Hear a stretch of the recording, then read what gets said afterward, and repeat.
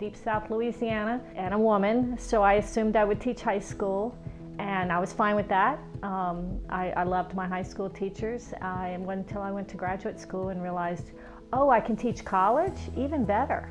Alex Albright was ready to let the North Carolina Literary Review go. Also, the Southern literature person at ECU retired, so they put the two together into a job. And I saw that job and knew that that was my job, even though I really didn't have experience beyond editing my high school yearbook and newspaper and a newsletter when I was in college. But there was just something about it, and it was in North Carolina, and I wanted to live here.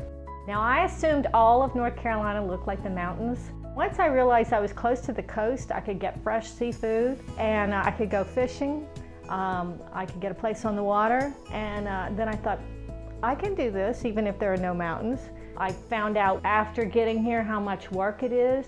I also found out when they sent me a box of NCLR to prepare for my interview that it was a very different journal from any academic journal that I had seen in my own research with its multimedia.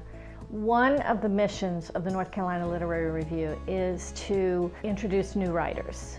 This is my favorite part of my job, is introducing and then watching the career take off of a new writer. It started with us trying to promote this region, and now it's kind of the state. You can edit a state-focused magazine if that state is North Carolina, and you will never run out of writers. And the thing is to promote the really good ones. I teach a lot of general humanities credit classes, and my goal is to introduce them to these writers.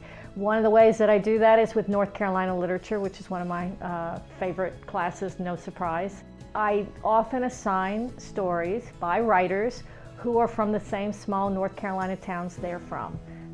Chinquapin, Randall Keenan, Lumberton, Jill McCorkle, and Rocky Mount, Alan Gerganis. I can show them these small North Carolina towns have produced these internationally known writers. I didn't read Gone with the Wind until I was in graduate school. I saw the movie in the 8th grade.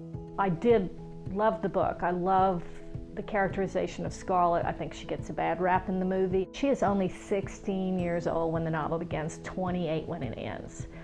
This is a young woman who does a lot.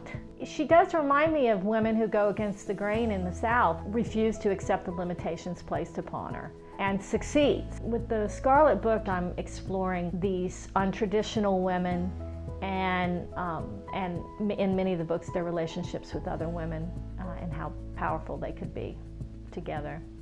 We need to encourage young people to join the Lit and Hist Association, to celebrate the writers, to celebrate the history of North Carolina. That's our goal. Let's bring in another generation to that group.